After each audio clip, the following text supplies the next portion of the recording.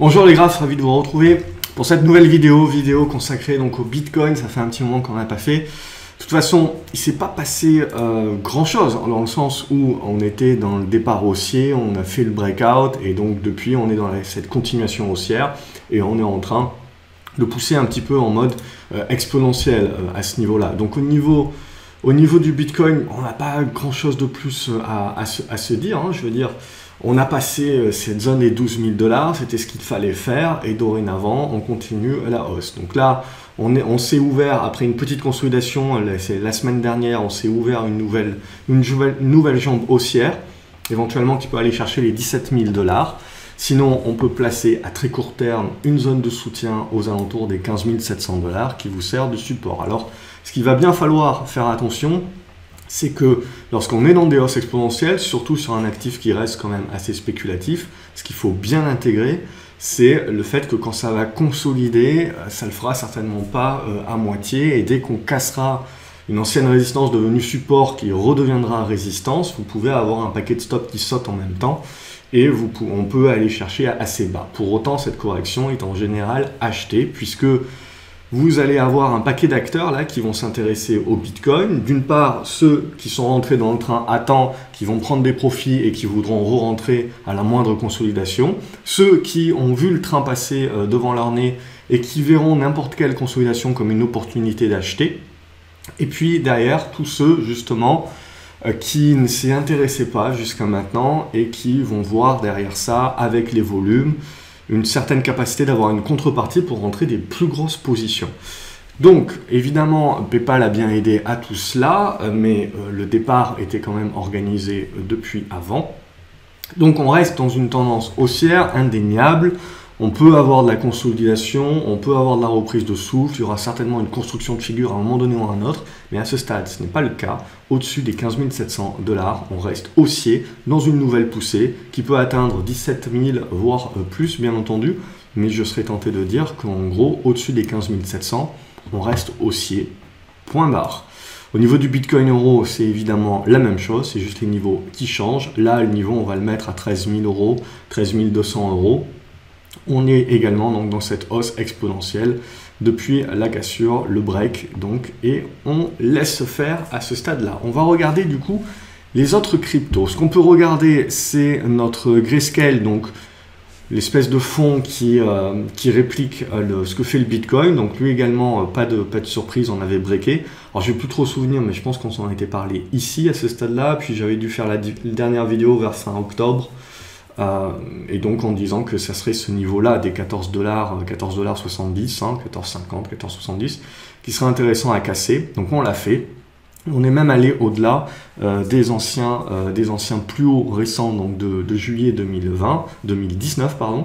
Donc on continue là aussi en hausse. On est en train de buter, on voit un petit peu sur la Bollinger haute. On voit, tiens, regardez, vous voyez un petit peu cette volatilité. Bon là, c'est lié plus à un fond, bien entendu, qui réplique plus ou moins.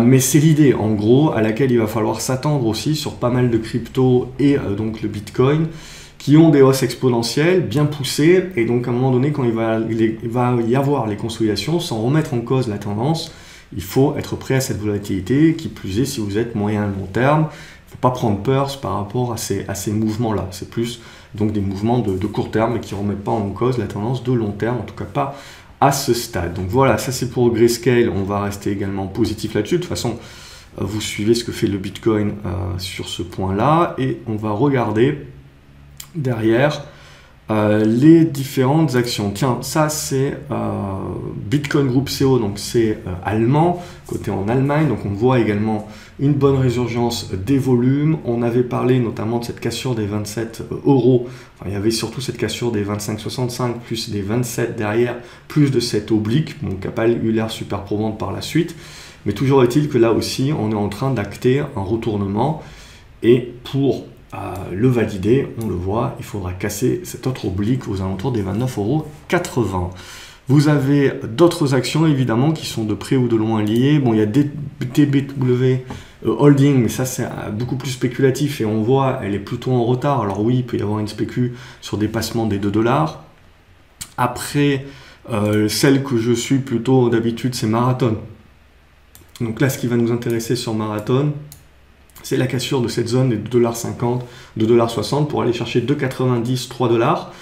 Et après, plus si affinité. On voit que les valeurs, entre guillemets, collées crypto, blockchain, sont plutôt en retard quand même sur les poussées crypto. Donc il faut voir si elles ont la capacité de rattraper à ce stade-là. On voit que sur la précédente poussée, au contraire, elles avaient été plutôt leaders. On avait gagné beaucoup plus en achetant ces valeurs spéculatives liées à la blockchain que finalement sur les cryptos en elles-mêmes. Là, c'est plutôt le contraire qui est en train de se passer. Il y avait Overstock aussi, mais là qui avait fait de la poussée spécu, surtout aussi avec le confinement, ça avait bien aidé. Et là, on voit, elle continue de souffler, continue de baisser, de dégringoler. Bon, je laisse le marché me prouver où est le support. Aux alentours des 40-36 $, ça m'intéressera éventuellement pour jouer le rebond. On voit Riot aussi, elle est un peu mieux Riot. On voit elle est un petit peu plus poussée.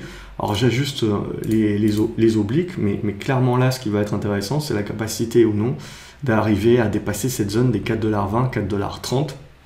Et là, on aurait donc une nouvelle poussée qui peut se mettre en place. Et puis en France, l'action que l'on suit essentiellement, c'est Blockchain Group, et on voit que Blockchain Group était dans une bonne congestion ici, à l'intérieur d'une figure en triangle, et qu'aujourd'hui, donc on a eu des gros volumes, il y a eu de la news aussi, et on a tout breaké. Donc là aussi, relance de la tendance haussière, et en mode bien poussé. On va regarder quelques différentes cryptos rapidement. Qu'est-ce qu'on a de beau? On voit que le BAT, il est en retrait également. Il n'y a pas grand-chose de beau. Alors là aussi, on peut ajuster un petit peu les figures. Ce qui nous intéressera sur le BAT pour faire naître un petit peu de spécu, c'est un dépassement des 21 centimes de dollars. Sinon, c'est pas trop intéressant. Le Bitcoin Cash, qu'est-ce qu'il nous fait également? Il dort plutôt. C'est toujours ce dépassement-là de 280 $ qui le remettrait dans une tendance de retournement aussi et qui vous donnerait un signal d'achat. Au niveau du Cardano, lui aussi il est en retrait. Donc pour l'instant, on voit que c'est surtout le Bitcoin qui a mené la danse. Donc le Cardano, lui, c'est le dépassement des 11 centimes 50 qui vous donnera un signal d'achat et un signal de rattrapage. Au niveau de Cosmos, il faudra redépasser la zone des 5,30 $ et puis surtout derrière la zone des 6,30 $. C'est là-dessus que vous auriez le signal d'achat et le retournement beaucoup plus moyen long terme qui se met en place. Le Dash, lui, ça y est, il est en train de partir donc avec ce break ici des 77 $ et il est en train de mettre en place une nouvelle poussée. On peut viser la zone des 90 à 100 $ et puis après, il y aura un peu plus de boulot pour passer en retournement plus long terme. Au niveau du EOS, lui aussi, il est en retrait. Donc on voit clairement, c'est le Bitcoin qui a mené clairement la danse. Par contre, potentiellement, on sent que le Bitcoin, il peut aller chercher 17 000 $, mais on sent qu'à un moment donné ou un autre, il soufflera. Donc pourquoi pas justement cet argent, cette manne financière qui prendrait quelques profits sur le Bitcoin, qui irait chercher des rattrapages sur différentes cryptos. Donc ça peut être un effet vase communicant qui peut être intéressant et qu'il faudra commenter ensemble et vérifier. Alors, sur EOS, donc, ce qui va nous intéresser, c'est le dépassement, on le voit, des 2,60 $ à 2,70 $. Elle peut être assez intéressante, celle-ci, en termes de rattrapage. Au niveau de Ethereum, par contre, Ethereum suit bien Bitcoin. Belle tendance haussière qui continue, qui pour l'instant est en train de buter sur des plus hauts, mais on a une belle construction à ce stade-là, rien de bien majeur à très court terme, au-dessus des 400-410 $. C'est haussier, point barre. Au niveau de Ethereum classique, par contre, c'est endormi, il n'y a pas grand-chose à se mettre sous le nez, sous la dent plutôt, tant qu'on est sous les 6 $. Au niveau de Horizon, c'est la même chose. Bon, c'est en train un petit peu de se retourner, de se remettre dans le bon sens, mais on voit qu'il faudra confirmer avec le dépassement des 7 $. Au niveau de IOTA, même chose, c'est label endormi à ce stade-là.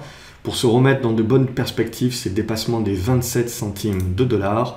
Au niveau de Litecoin, elle suit bien Bitcoin et Ethereum, donc on a un bon suivi là-dessus. La poussée et la cassure de toute façon avaient déjà eu lieu lorsqu'on s'en a été parlé dans la précédente vidéo, et on a cassé un top intermédiaire ici sur les 67 $. Donc on va rester positif là-dessus et sur la construction éventuelle. Autre crypto dont on avait parlé déjà depuis un long moment et qui montrait patte blanche et une grosse force relative par rapport aux autres cryptos, c'était Monero. Et elle a continué de montrer cette force relative. Là, elle est en train de rentrer en consolidation à ce stade-là. Mais la dernière fois qu'on en avait parlé, je ne sais plus où, mais il y avait déjà eu le breakout. Ce qui va nous intéresser maintenant, c'est au niveau de la consolidation. On voit, on va avoir une zone ici, là. qui est une zone aux alentours des 100, 107 $, qui est une zone de support importante, et on va construire certainement une figure, mais à ce stade-là, ça reste aussi, bien entendu, c'est une consolidation court terme. Au niveau de Neo, par contre, pas grand-chose à se mettre sous la dent là-dessus non plus, tant qu'on ne repassera pas au minimum les 16,60 $. Au niveau de Nano, pareil, pas grand-chose, tant qu'on ne repasse pas au-dessus des 95 centimes de $. 1 $ pour arrondir. Oh My Go, c'est en train de se remettre dans des bonnes dispositions. Elle peut se relancer, on voit, et confirmer cette relance au niveau des 3,80 $. Celle-ci, elle a l'air plutôt intéressante à suivre. Qtum, c'est pas encore ça, Qtum. Il faudra commencer au moins par le dépassement des 2,20 $, confirmé par 2,50 $. Riot, on l'a fait. On va faire Ripple. Ripple est en train de bien partir également, donc Ripple XRP. Donc on voit une bonne figure en triangle qu'on arrive à breaker par le haut, on fera éventuellement un pullback, mais au-dessus des 26 centimes de $, on a bien ce retournement qui se met en place. Donc elle aussi, elle rentre dans le panier de celles quand même qui sont bien intéressantes, mais on confirme bien que c'est en gros Ethereum, Bitcoin qui ont fait l'essentiel de la hausse à ce stade-là. Donc, mais on voit d'autres cryptos qui commencent à partir maintenant et à effectuer leur rattrapage. Stellar, ça peut faire le rattrapage également, on le voit sur le dépassement des 8 centimes 80. Ça peut se relancer. Au niveau de Tezos, elle s'est endormie également, c'est un petit peu fini dorénavant. Pour réveiller un petit peu la bête, il faudra redépasser les 2,20 $ et surtout les 2,80 $. Donc plutôt en retrait encore à ce stade, il y a mieux à faire là-dessus. Tiens, Tronix par contre, elle peut éventuellement relancer sa tendance, on le voit sur le dépassement des 2 centimes. Alors c'est les centimes de centimes, non, c'est les centimes, donc 2 centimes 700. En gros, si on arrive à dépasser cette zone-là, on peut relancer, on reste encore dans une belle tendance haussière de fond. Au niveau de Waves, j'allais dire, même idée, on en avait parlé je crois dans la dernière vidéo, que celle-ci également était bien forte, et elle a bien relancé, elle confirme bien sa force également avec les gros poissons.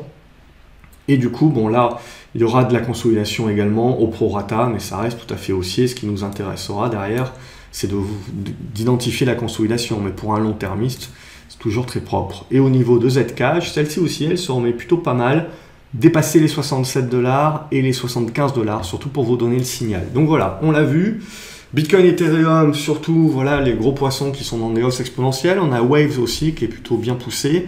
Et derrière, on a les retardataires qui commencent un petit peu à se remettre dans des configurations et des cryptos qui, pour l'instant, voilà, il faut encore attendre quelques signaux. Donc, il y a un effet retardataire éventuellement sur 3-4 cryptos dont on a parlé, et le reste, c'est surtout en attente.